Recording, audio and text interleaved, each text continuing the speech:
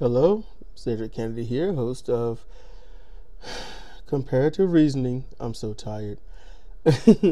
I just got done having over an hour conversation with Conquering Thought, one that I found exciting, fun, funny, a bit enlightening, and it was good. I'd suggest you listen to it. I'm not gonna be too long. You get right to it.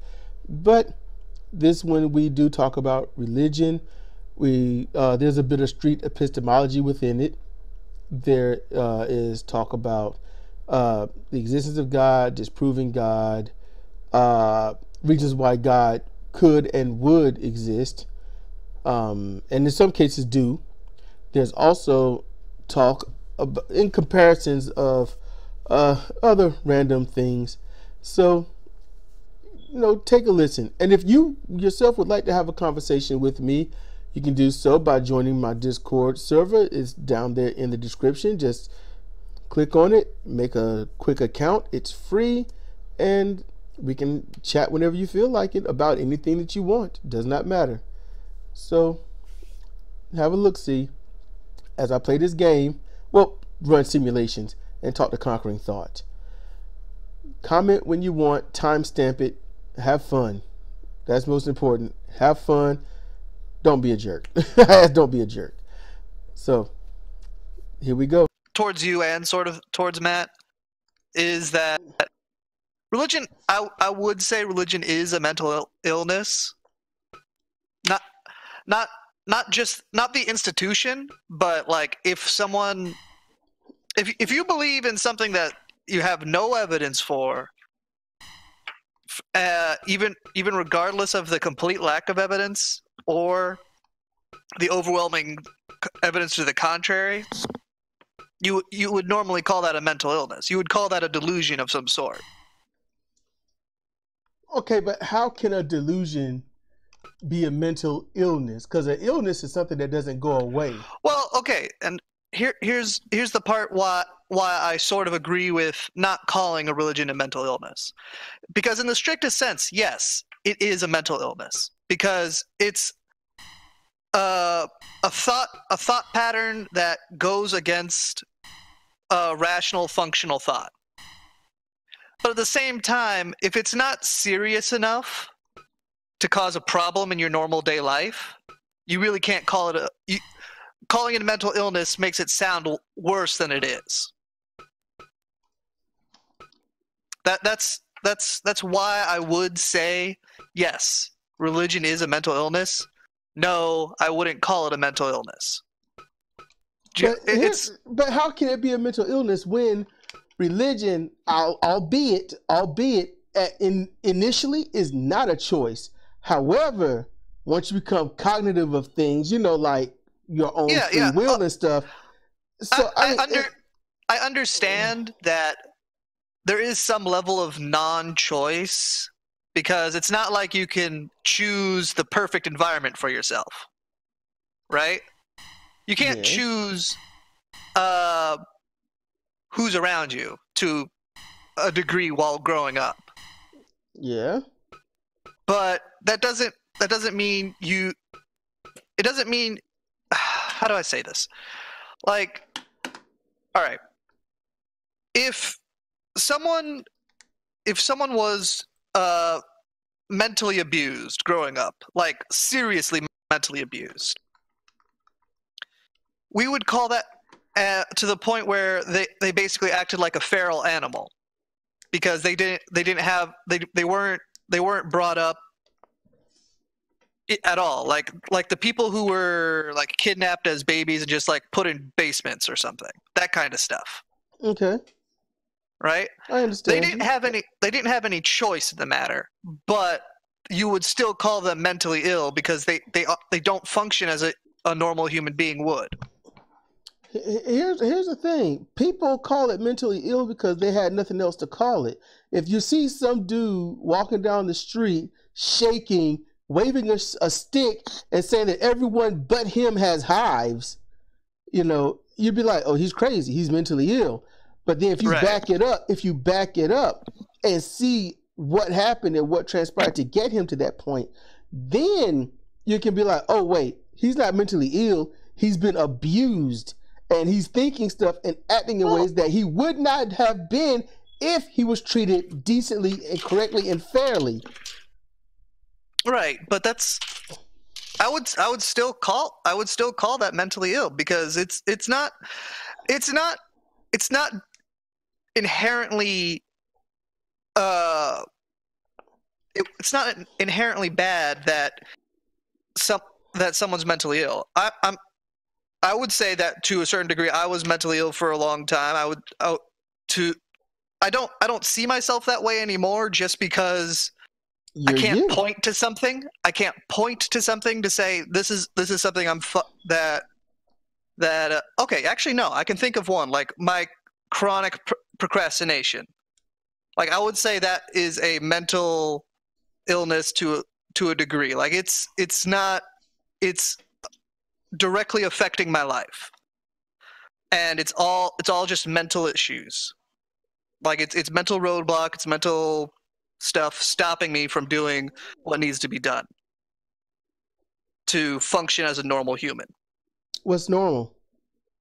Well, okay, you have to define normal. That would be a big part of it, but the easiest way I would define normal in relation to mental issues is, can you function with either no help from society or little help from society? Because if you can self-sustain yourself, that would be, mentally speaking, what normalcy would look like. So how can you do that without someone to guide you into what is and is not normal? Well, that would definitely be the main purpose of your parents, to like bring you up to that level. But if they do that at the same time, if they can't do that, and you're still stuck in that rut, it's not, it might not be your fault, and you might not like, for example, my mom is incredibly nice, like to a fault. Like, I had no level of discipline from her at all, pretty much my entire life. And in some ways, that kind of screwed with me, because I had no sense of responsibility for the longest time. I had no sense of urgency to do something, and to a certain degree I still do, because like it's hard for me to work at home, like, because the second I'm not in my work state, which is kind of a weird way to say that, where I'm not on the clock, I procrastinate to the point of screwing myself later, because I procrastinated too much and can't function. I can't do what needs to be done for myself. And that's the kind of thing that, if I wanted to, I could blame my mom, but like, then at that point I'm like, I know what's going on, but I'm still not able to do it, so I can't really blame anybody but myself, if anything. Like, I can, but I'm not going to. So it's kind of. So let me see if I get this right. So if you're saying that if you wake up and you're able to cognitively make choices that helps you survive in this, so-called modern day and age, which would be get up, go to work, make the money every 2 weeks, and just fight all the things that's been programmed into you or allowed yourself to program into yourself. If you could get up and do that stuff, then I guess you would say that's normal. I would say that's mentally normal. That's mentally normal. So I wouldn't say that's just normalcy in a general sense. I would say the reason why I would call that normal is because you can you can act on reality without the immediate drawbacks. Because let's just put animals as the example. Like if a squirrel can exist regardless of its parents or whatever, and just like survive, thrive, and then eventually die without needing a special leg up, I would call that normal. Okay, but squirrels, when they're born, and to a certain degree, humans have that, but we really are a collective of individuals, and we do require the pack to truly become an individual, if that makes any sense. So if you become an individual and you're self-sustaining, I guess that would be mental normalcy. That would be. I don't know if mental normalcy is the right word. I'm saying normal because that's what I would say is the aim of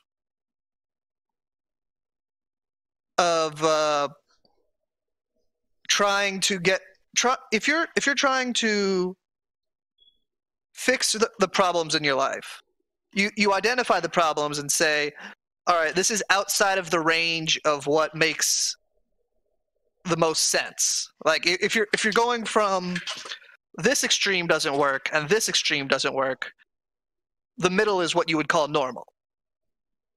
That's what I mean when I say normalcy. I'm not saying normalcy as in the average of people's general views and ideas, because you could be as weird as hell, but you would still be considered normal in the sense that you're not so overproductive that you burn yourself out, and you're not so underproductive that you can't sustain yourself.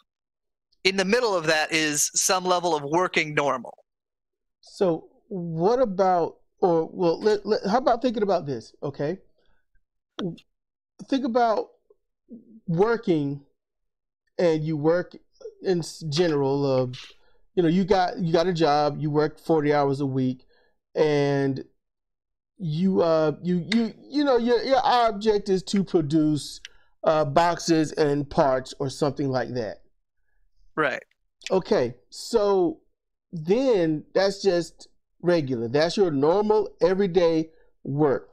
But then you got the same hours, but instead of doing boxes and parts, now you have to clean, and you have to work the register, and you have to meet and greet customers when they come in.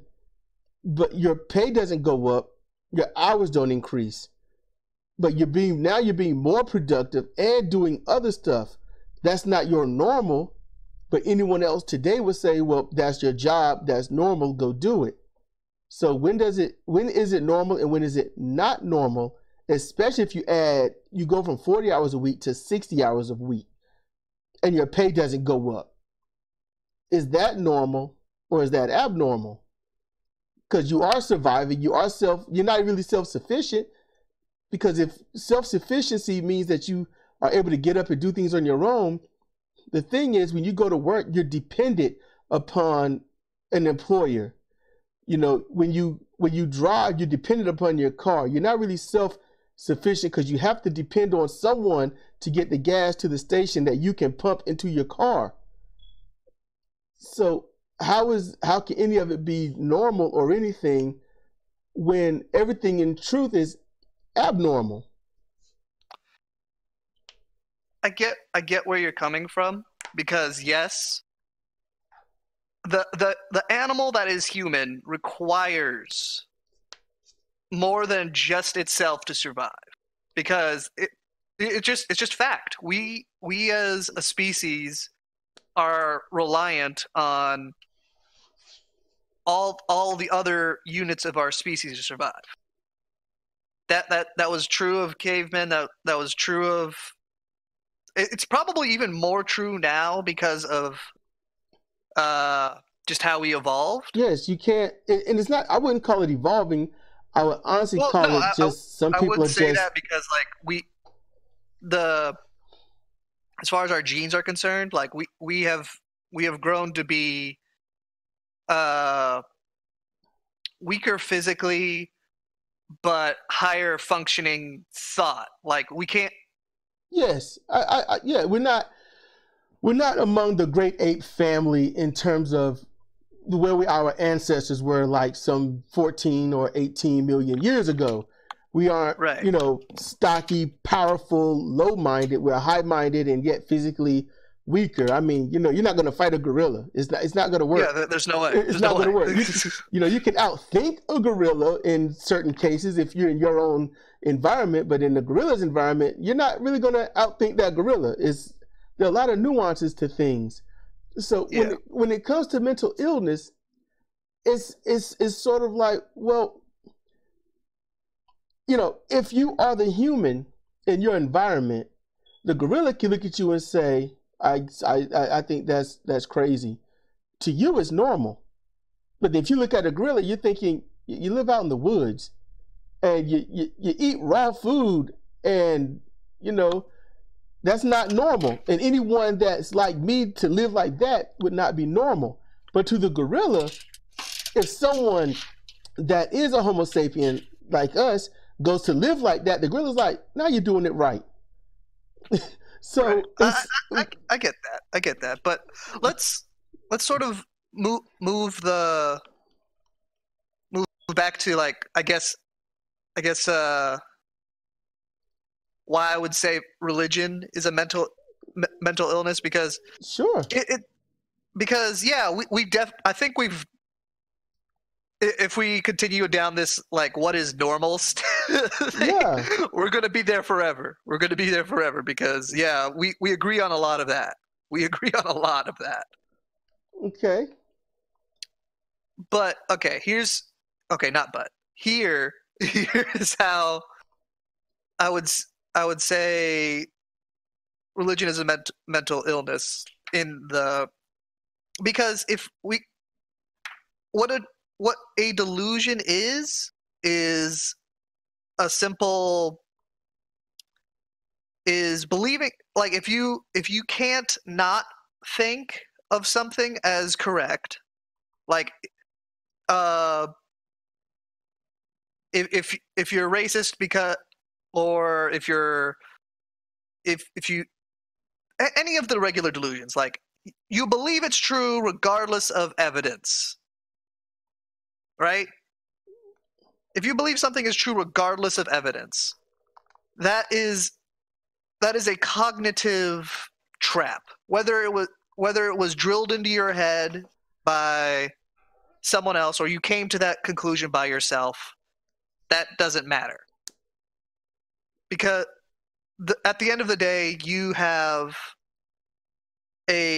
almost a cheat as far as what is considered rational, because you've decided to bypass rational thought.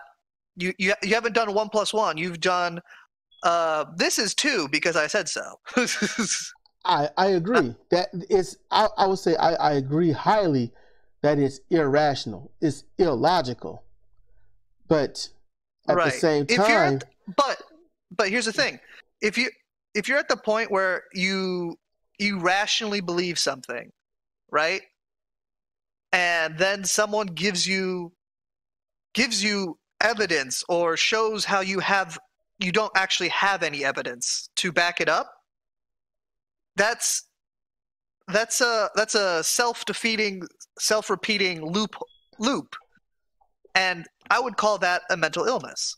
I would call my procrastination a mental illness. I would call okay, I've got a question.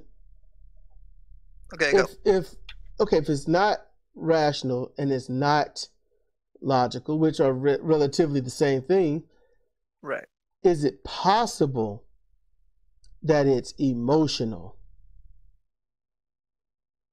And if emotional, does that necessarily mean it's a mental illness or mental disorder or mental dis-ease? Well, that's the thing with emotions in general. Emotions at their purest base sense are not rational. But at the same time, it's not. It is a function of the human being to be emotional. Yes, yes. So the thing is, when you then put words to that emotion, when you put words to that emotion and structure it in the same vein as a rational thought, you've become irrational. Because you can't rationalize emotions. It's just not really a possible thing, because you can't. Emotions take over rationality. I mean, Kevin Hart did a comedy special, and he talked about being at the zoo, and he talked about, and I'm just paraphrasing. He talked about seeing it. It was scary. His children were kind of like worried, and the gorilla, although Kevin knows that the gorilla is locked up and they're past these barricades and stuff, the gorilla roars and yells, and Kevin runs, and he says, to me, the gorilla got out. And he just left his kids there. He knew better, but his emotion says, I want to live, that basic instinct. So here's my thing. Right. When it comes... hold up, I want to make this point. All right. If it's emotional and religious people, let's say they are, I'm going to say this, they're not mentally ill for a reason. And that reason would be because they have a choice. You can profess to believe in what we have taught you because we believe it, or we can hurt you in some form or fashion. And that includes rejecting you from the family as a whole. So at that moment, fear is the emotion, and they'll stay where they got to be so they don't have to get rejected, ostracized, or shamed, shunned, or become, in general, a pariah of the community. So believe what we believe or face doom. So you have to question and nuance how many people are saying they believe but yet don't, just so they can stay safe. Because if you do say you don't believe, just like most atheists, their families reject them. They throw them out. They got to find a way to live on their own when they never had the chance because their families did not teach them that. When they teach them, you can only do this through God. You can only do this through us. What are you without the family, which is under God? And then they teach that. So and then you got those that don't believe, but they keep espousing that they do. And they're always on the fence and they don't know what to do. And when confronted by their family or someone, they just cave. But then if they get into a group of atheists, they're like, yeah, I'm an atheist. I just don't want to say it around my family. And then when they go back, they just, it's just double dealing, a duo situation. So would that be mental illness, confusion, or they're just liars? Or which is it? Well, as far, it would be a form of lying to basically just try to fit in that way, but it wouldn't be irrational to do that. Now, I wouldn't advocate for lying to your family just so that you could stay where you're at, but it's not like it's irrational not to do that. Like if you know that one way or the other you're going to you know your resources, you know your choices, and you just decide, okay, I have to pretend that I'm not what I am just so that I can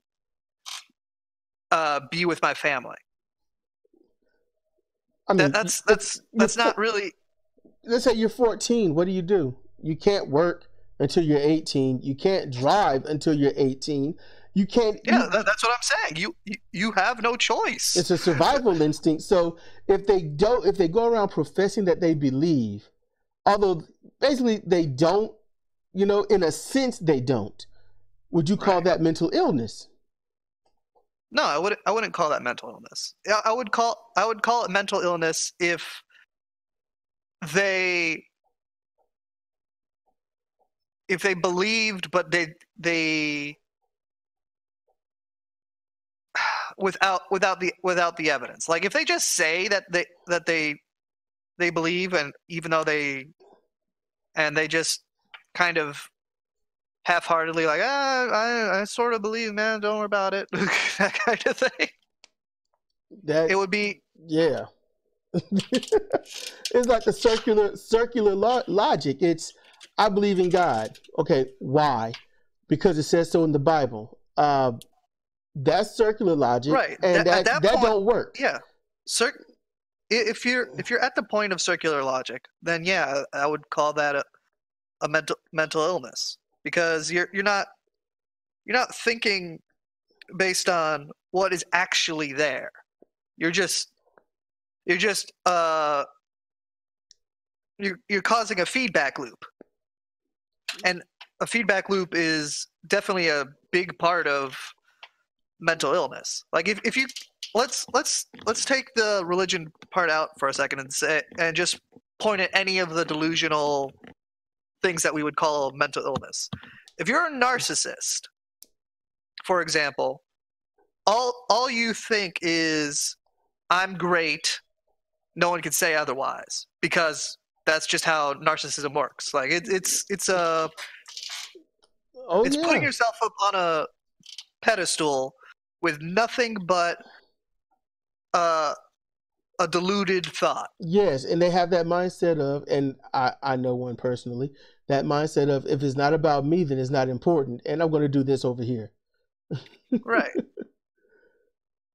So here's the thing.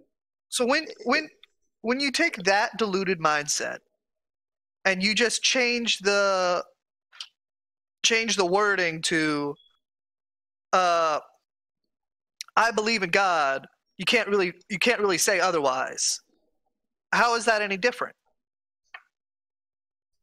They would view it as very strong conviction, because anyone that's right, but that's the same thing as that would be the exact same thing a narcissist would say. Like, I just have a very strong conviction that I'm the greatest. Yeah, I'm awesome. Right? Why? Because I am. Deal with it. Yeah. If I'm going to consider a narcissist if I'm going to consider narcissism a mental illness, why wouldn't I consider an irrational belief in an invisible being a mental illness? I want to see what the difference is. Like, yeah, politically, I'm not going to call that a mental illness, because I know they're just going to be like, oh no, I'm gonna just reject everything you say because blah. But I'm also not going to be dishonest about it. If someone were to ask me, I would say, yeah, that's a mental illness. I can't just can't lie to you for the sake of what I would actually consider to be the more politically correct thing to say. The more politically correct thing to say would be, at that moment, yeah, that's not a mental illness. Don't worry about it. And usually that's how you get away with stuff. You ought to check out this thing Sidra wrote on Medium. I can try to link it in the descriptions of something, but because I am recording this, and if you don't want me to put this up, I won't. But I think it's a good conversation. I really do. Yeah, no, this is a good conversation. Like, I actually have the mental capacity to speak like a normal person right now after eating. You know what I mean? I hear you, because I was there. I was in that same spot, being so sleepy, and I'm still kind of there. So, all right, I'm on Medium right now. Can you tell me what it? You're on Medium. You have to find The Wicked Orchard. That's what you would have to find. It's about a 6-minute read. It's about entitlement and teaching and stuff. It's bad. Hold on. Let me. Entitlement is taught. Okay, I found it. Oh, you did? Awesome. Yeah, she did that, and I'm urging her to just do an audio read or something. of that because it's really good. It's really good.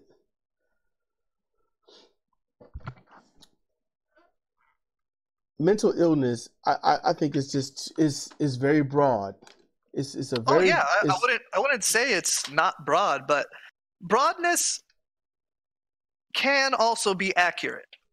You know what I mean? Because if as long as it's accurate, as long as you can say this is this and that's not, if there when you start saying, hey, this might be because sort of, that's when broad is become too broad. And in this case, I would say that yeah, it would mental as far as mental illness is concerned, it does cover a bit too many things, but at the same time, as long as it stays within the realm of accuracy, I would still call that a mental illness. I would still call religion a mental illness in that very particular case. I have a question then. Okay. Can you cure your own mental illness? Yes. Ah, good, because I was about to throw it out there. If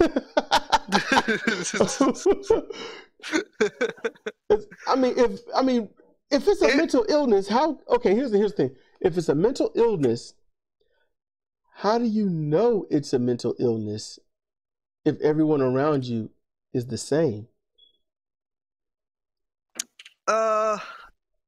That might be a little harder, but it's not impossible. But it just comes to whether you get someone else to help you find the issue, or you just sort of one day stumble upon it by yourself. Once you find the issue, you can then fix the issue by basically retraining yourself. Like it's kind of weird to say it that way because training usually involves someone else doing it for you. But... Okay, but here's this. I like that you said retraining yourself, because obviously you consider religion a delusion. So right. That was the whole point of the mantras that I was bringing up. There are lots of things you can do that you say to yourself, that you convince yourself of something else.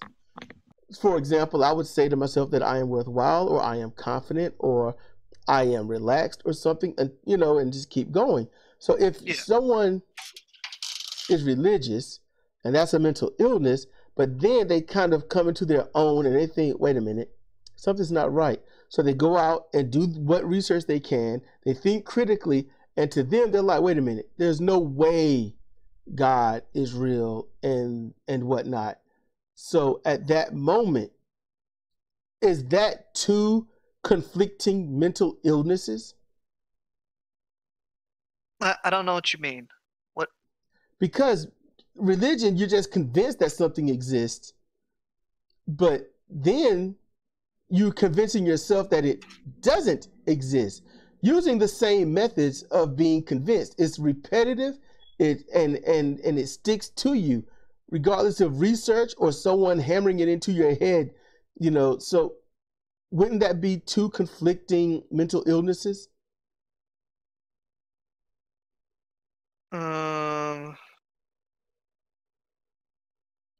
Because you say those who are religious, you say they're mentally ill, but they're that way because they were taught, they were trained, they were indoctrinated into those thoughts. That is what convinced them. They didn't have a choice. It was from birth. They were taught. So right. So then later they're trying to teach themselves that it's not real. So they're just doing to themselves. Okay. I see where you went. Yes, they're doing it, and then other atheists are doing it. It's the same thing. It's just in the opposite. It's a polar opposite. So would that be conflicting mental illnesses? No, it wouldn't be conflicting mental illnesses, because it's not the teaching that's a mental illness. It's having the unfalsifiable belief that's a mental illness. So if you, for example, if you if you're like me and you have like a real problem with procrastination where you keep telling yourself, all right, I'm going to do this here. I'm going to do this now. Right. Yeah. And you never get to it because you've been trained by repetition that it'll all work out eventually. Just don't worry about it. Don't worry about it. Don't worry about it. Right? Okay. If someone then, if you then stop yourself and put yourself on a strict habit kind of thing, then you can undo that training. Now that would be a fix, but it's not like it's an unfalsifiable statement to say, all right, everything. The unfalsifiable statement in this particular case is it'll all work out eventually. You don't have to worry about it. Then you have to ask yourself, what's the evidence that it's going to work out eventually? Right.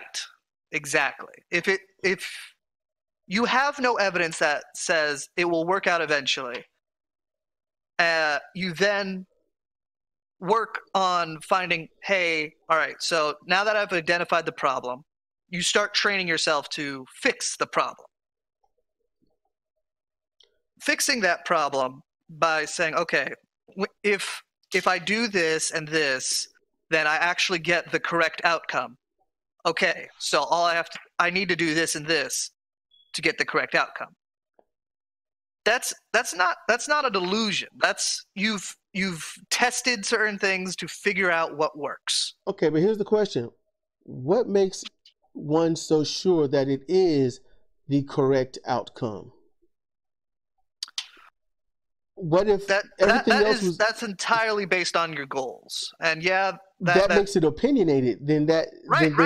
It is an opinion. It is an opinion. Then it's not a fact, and it's not exactly evidence, and that means it's just as opinionated as religion.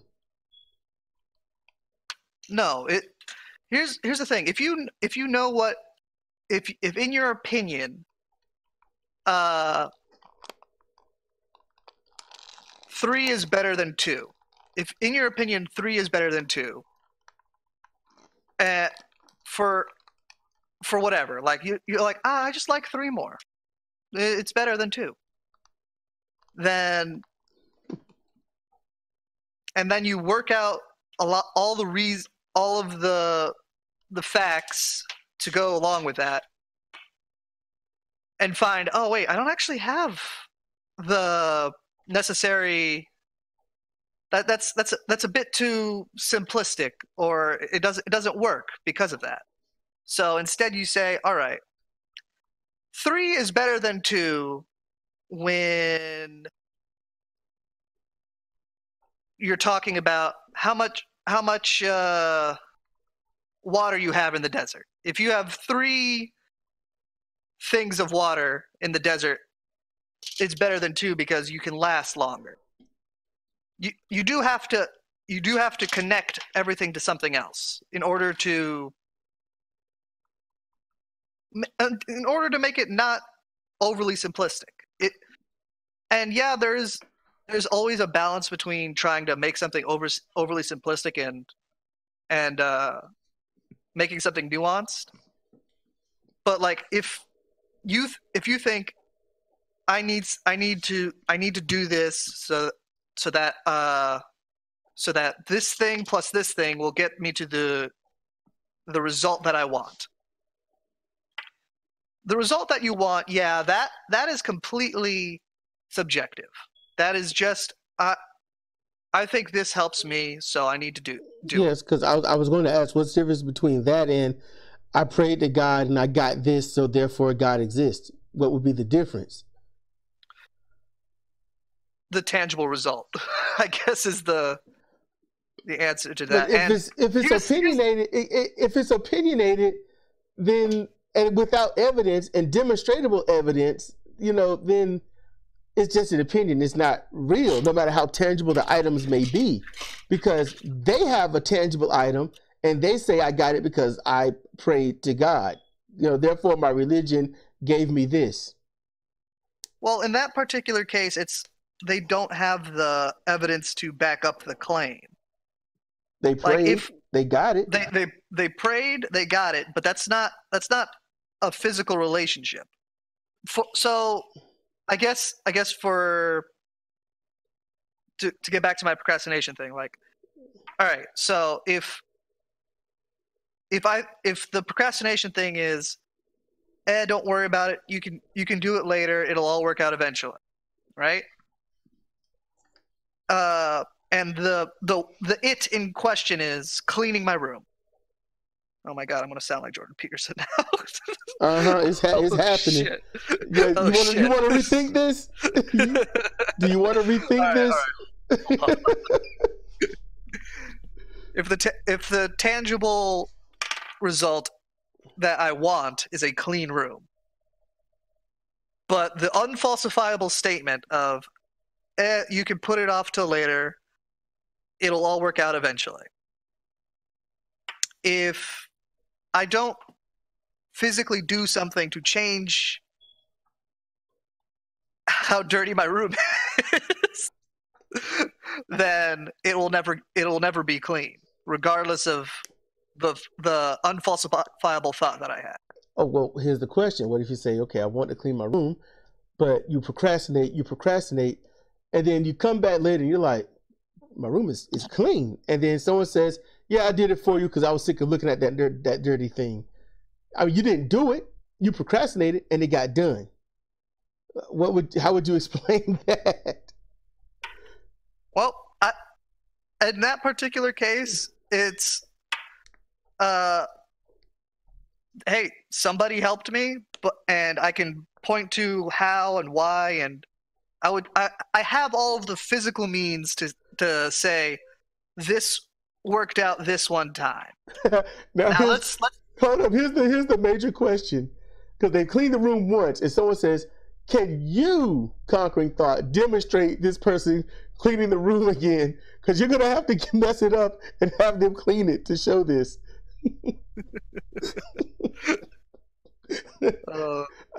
I think they would demonstrate how to fight. I'm sure that.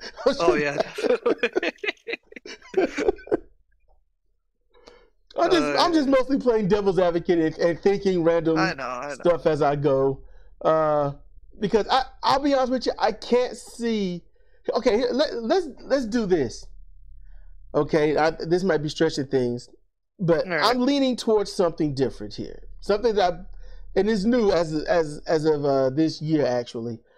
But do you think there's a difference between religion, religious organization and stuff, and a difference between just simply without a religion believing in God?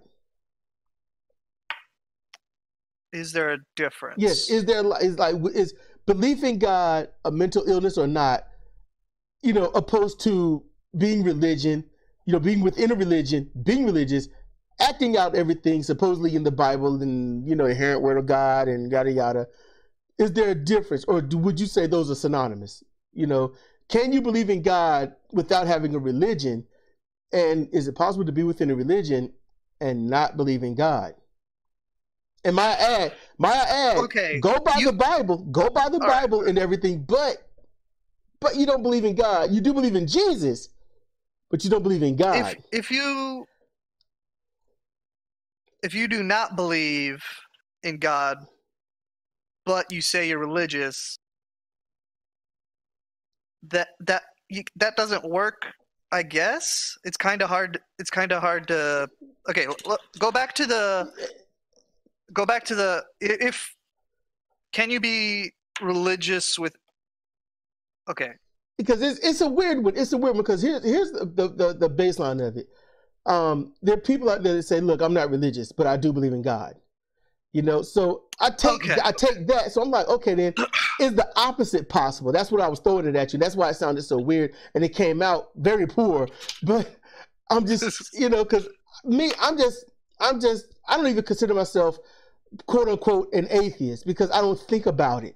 I'm not sitting here, you know. I don't go it's around. Sort of just the default thought. It's not like it's a huge, like it's your default thought in the sense that it's so duh that you don't even think about it. It's like, it's not like I'm going I don't somewhere. have evidence for it. There's no reason to. Yeah, I have zero evidence to think that a God exists. So why would I? It's not a big deal. Yeah, and you know, it's not like, you know, I don't think there's anyone that goes around, you know, with a book saying, "I'm an atheist and we'll do the atheist things today." I don't think that's right. You really have to go out of your way. These are the inherent words of atheism. Yeah, no. No, that would be ridiculous. and that's why I honestly my hardest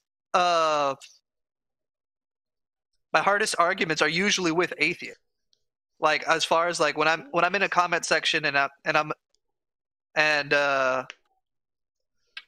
they're like, and they believe something that's kind of unfalsifiable. For the example that I had in the atheist in Matt Delahunty's most recent video, so I was saying much of what I said here, and then someone responded with, "Well, you can't really know what reality is." And I'm like, and I look at him. So you don't believe in evidence, because how? Okay, hold on. Let me just find it because I that's went probably through a similar thing with someone that I was that I had known. He was a very hardcore Republican, and he was doing this. He was studying a lot of things on physics and things like that. And he was saying something like the way particles move. All right, so okay, I found it. Okay, he said, "We have no idea what's real and what's not in any case." And then I basically said, "Yeah, you can't really. Please don't try to gaslight people by saying reality isn't reality." That would be gaslighting. You know, of course, you see this stuff, but it's not here. You have to understand, it's not real. And right. I would have counted to say, okay, if you can say that what I can pick up, touch, write with, watch TV and all this stuff, if this is not real, then what makes your God real? Because I can't see or touch or talk to that being. And, you know, so it's stuff like that, you know, and I'll just recap. But yeah, here's the thing. I wasn't talking to a theist. You're talking to an atheist. Right. I was talking to someone who said, you can't know what's real, but he also thinks that that you can't know what's real. Okay. I'll just try to hold up a defense for this guy. Going on the fact of knowledge, you know, do you know for certain that what you are doing is real? Like right now, is Cedric Kennedy real, or is it just something in your head while you're sleeping? You know, and when you wake up, because you can sleep for an hour and you can have a dream that lasts 3 weeks. Right. You know, so how do you know? You know, and that's where people go. The problem is, here's the thing, when you have a thought, this is what people do. This is how we got religion in the first place. Seriously, this is how we got, because people will do stuff. And people are, you know, okay, we're born and we have all these weird ideas and silly things, and we think about it. And then we think about it for half a second and believe it 2 seconds later, and we don't think about it beyond that. However, when someone asks us about it or anything, and it'll come up, oh yeah, this is true. And they're like, wait, how is that true? Because I thought about it. And usually because somebody has authority over someone else, they'll say, you know what? I believe that person because they are in authority position. Therefore, what they're saying is true. I mean, come on. Like a meme I wrote like 2 or 3 years ago. There's been thousands of gods, but this one is real. You know, You believe in volcano gods, the earth gods, you believe in all this other stuff. How in the world is this one real without any evidence? And I find it fascinating. Well, that I guess my answer to how would I prove that Cedric Kennedy is real? Yeah, because I I might would not say be here. I would say the the being that I am currently talking to has called himself Cedric Kennedy. That being, although I can only detect him through Discord and YouTube, has consistently said that he is Cedric Kennedy. When I then go away and not think about Cedric Kennedy, and someone else goes to the YouTube channel of Cedric Kennedy's and sees Cedric Kennedy there, it is not as if it's basically the tree falling in the woods does in fact make a sound. Just because I am independent of Cedric Kennedy, he still exists. Like it's not I am proving; it's that reality proves what in reality exists. You can point to almost anything like that. It's like, all right, there's a tree right there. Does it exist? Yes, you can check by touching it, feeling it, knowing that there's like a multitude of ways to know that the tree that is in this particular spot exists. I made that argument to disprove God to someone. They were really pissed off with it because it is a religious person. He comes to me. And I hadn't had any interactions with him. I just overheard conversation. So he comes to me and he's like, "Look," and he's like, "Here's a trick question." I'm like, "What's the trick question?" He goes, "If a tree falls and no one's around to hear it, does it make a sound?" I said, "Yeah." And he looks at me like, "What's wrong with you?" He was like, "It doesn't make a sound." And I said, "How do you know that?" And he said, "It couldn't make a sound because nobody was there to hear it." I said, "Because I wasn't there to hear it means it doesn't make a sound. When if I was here and a tree fell, it'd make a sound. But if I'm not here, it doesn't make a sound." And he was like, "Yes." So then it kind of kept going and going. He decided to say, he honestly said that I had mental problems because I wasn't agreeing with him. And I took offense to that. And normally I just want to cower and walk away from things because I know it's going to blow up and I know I won't relent. But it just jumped out. I said, if that tree can fall and not make a sound because I'm not there, then your God isn't real because he's never there. Right. And he just paused and he looked at me and I said, if we're going by your example and you're calling me crazy that a tangible object didn't make a sound because I'm not there, then if you're not here to see God, then God has never been there. Right. That would be the logical conclusion of his premises. That pissed him off, and it led to things where I could have been fired, but it was just de-escalated quickly. But still, it's I'm like, there are ways to kill circular logic, and oftentimes you just throw it back at somebody. That's really it. You know, like when you see circular logic, the best way to defeat circular logic is make the circular logic seem inconvenient. And and another way you could have gone about that is, well, here's the thing. Sound, as far as we know, is just the physical waves of some sort of movement and then translated to what you hear, basically. So if it's the same reason that sonic cannons work. You can break something just using sound. Your eardrums, if you hear something loud for long enough, will eventually go bad. Yep. So if there's no one around to hear a tree fall, you could still I mean, like, we don't have the equipment yet to do this, but if there's no one around to hear the tree fall, you could still physically find the results of the sound that the tree made. I mean, you'll see the imprint, you'll see the displaced dirt or foliage or whatnot around, and without sound, without compression of the atmosphere around it to generate these sound waves, that stuff wouldn't move. It even happens, Exactly. and it happens on the moon. It's just not as much as here, but it happens. Right. There's not as much pressure on the moon as there is here, so it doesn't move as quick. Not quickly. It doesn't have as much things to move.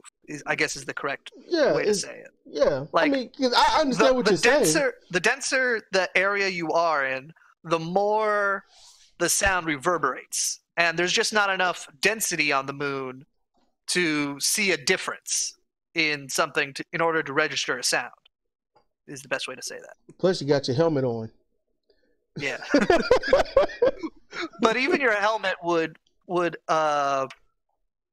take the reverberations of something loud happening near you, for example, and your helmet would shake in the same frequency as the loud thing that happened, thus recreating the sound inside of your helmet.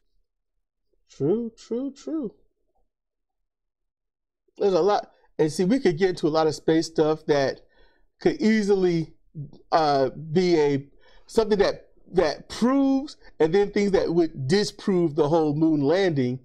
And it's sort of almost like, honestly, when it comes to that, I'm like, does it matter? We're not there now.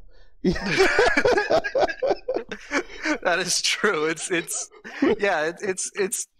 truly just a useless point of contention. It's like, all right, so you think the lunar landing was a conspiracy?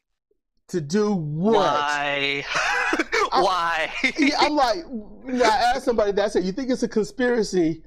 In order for there to be a conspiracy, somebody had to gain something, and somebody had to lose something. So if they faked the whole thing, what did we lose? And what did they gain?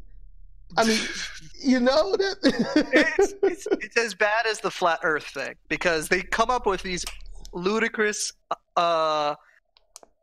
theories about how, the Earth is flat and this laser somehow proves it. And see, here's the thing, and look, the laser is it's like what, 17 feet away?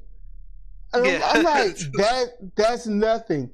But what's so sad is the laser's like 17 feet away, or even 34 feet away, or even a mile away. It's still, in general, should be on a flat surface. They should have done it in a mall. That's where they should have done it. Right. You know, on a flat surface, not an uneven ground. Even with that in mind, you can still see, even within a 17-foot difference, there is actually a slight tilt. Oh, there is. To show the curvature, because that's how gravity works. Everything is being pushed down into one spot, but it's such a massive thing that you get the illusion of flat. There is no such thing as truly flat. It can't be. And, you know, look, anyone that, you know, I always disprove flat Earth simply as this: shut up and go into space. But they're not going to do it. Well, you don't even have to do that. No, you don't. But here's the thing: they keep gathering so much damn money and talk about they're going to disprove it with these hundreds of millions of dollars when it only costs a fraction of that to go up into space. So I'm like, look, just hitch a ride, go up there, but then they'll be in space, they'll see the curvature of the Earth, and then they'll say either one of two things. They'll say they gave us something to hallucinate this, or they'll say we saw one side of the Earth and we have realized the Earth is flat only on one side and the continents are shaped differently. You know, there are no other continents. It's just North America, South America, and Central America. That's it. and there's Antarctica that's a little dot. They're going to find some way to do something. And that's the sad part. And that is when it's mental illness. Either mental illness or fear or pride or something, because it's no different than these people that get up here and they do their debates. I don't care, Republican, Democrat, religious, atheist. It don't matter. It's always the side that gets proven wrong that won't accept it. Well, they accept it, but they can't verbally accept it, because if they did, they're going to lose the money that they're making. That's why I don't like debates. That's why you're not going to get a religious person to say, a preacher, a mega church, to say it's not real, because they're making millions and millions of dollars. They're not going to say that. You're not going to get a Republican to say, yeah, we're scamming everybody and we're just trying to go for the wealthy only. No, they're going to say, we work for the American people. Code word for the upper class. We're trying to help lower your taxes. They say it to the camera, talking about the upper class. Hardworking Americans are in trouble and they need to be rescued. They consider the upper class the hardworking Americans and themselves, since they have to go to work like 2 days out the month. So it's all a scam. And when it comes and I'm like, religious people have to scam themselves, because there's way too much evidence to disprove their religion. However, that's religion. And religion is tangible. I'm going to be honest with you. Religion is tangible. It's an idea that spreads to the physical person and persons that help become a collective to express that idea. Ergo, we got churches, and everyone's in those churches that's the house of the religion. And then at that moment, you have your religion. If people congregate there and listen to a guy tell them what to think and what to do and how to harmfully hurt others that don't agree with them, you've got yourself a cult. And you've got a cult leader. And this religion, all of them have thousands and millions of cult leaders. And within those cults, you got many cults that talk trash about the cult. Like Sister Johnson came in wearing them shoes. She knows she wrong. I heard Sister Mary was having sex with so many people when she was younger. I don't think she's been saved at all. Talking trash on each other so much. And I'm like, is that really what your religion's all about? And I could go on with this stuff forever, But I thought I would just, talk and do some devil's advocate and test some things, because I'm not trying to convince myself or you or anybody else of anything. Not like in this light, Right, just, right. It is what it is. Oh, terrible, terrible situations we're all in today. But the only thing we can do about it is keep, pushing forward, saying, talking what we think and expressing why what they're doing doesn't work. Because if it did work, as I said in one of my videos, we'd be so much better by now.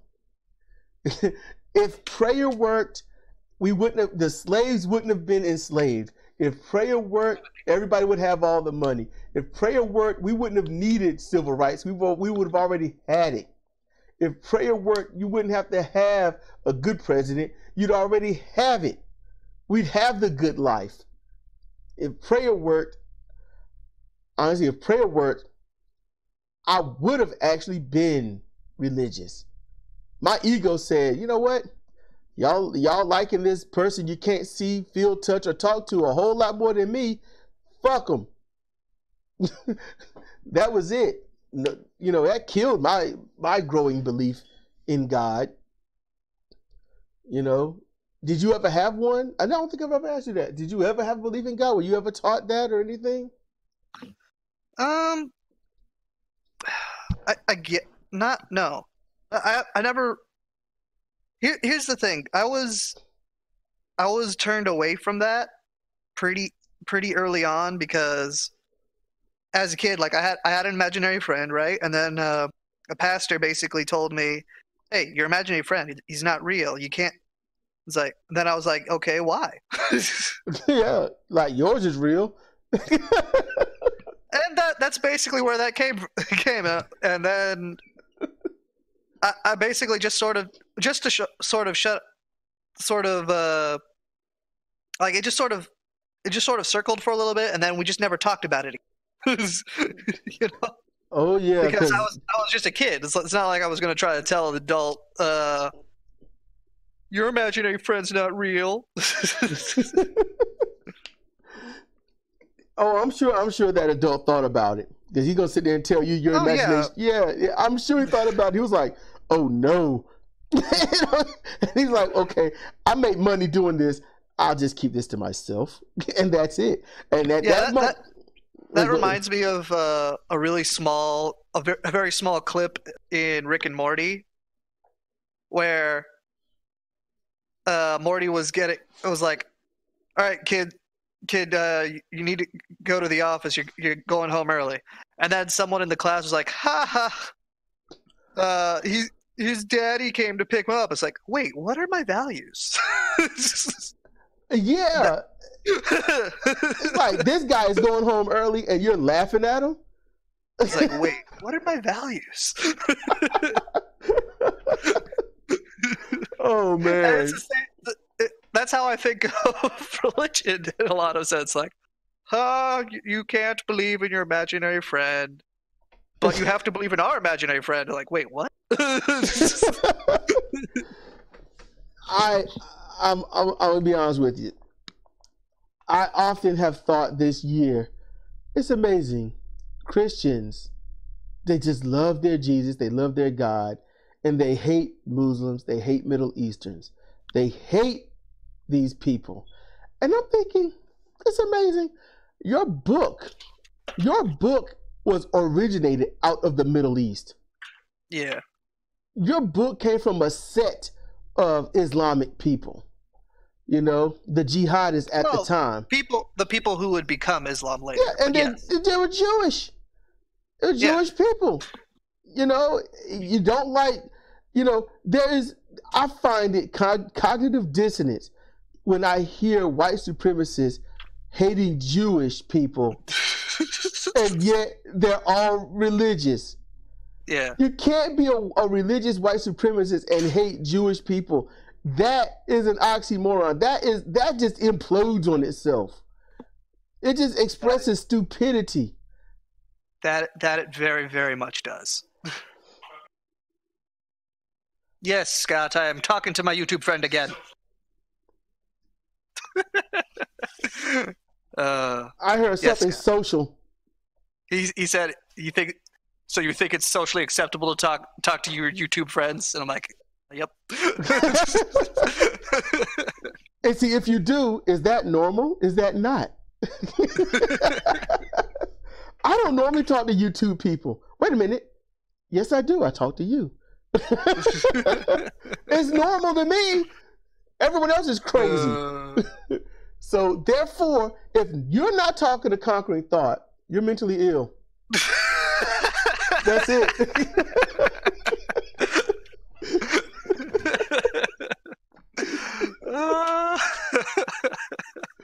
This is some normal shit we're doing. Every day people get on headphones and microphones, watch a video game, and talk to someone that they talk to on YouTube. No, specifically Conquering Thought. They have to talk to Conquering Thought, otherwise they're not normal.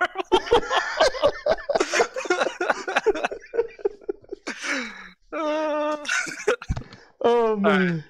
I think I'm going to end it there because it's hilarious. Yes. And we've been talking for about over an hour. Oh, we've been talking for a while. It's been 1 hour, 6 minutes. Oh, wait. 1 hour, 7 minutes.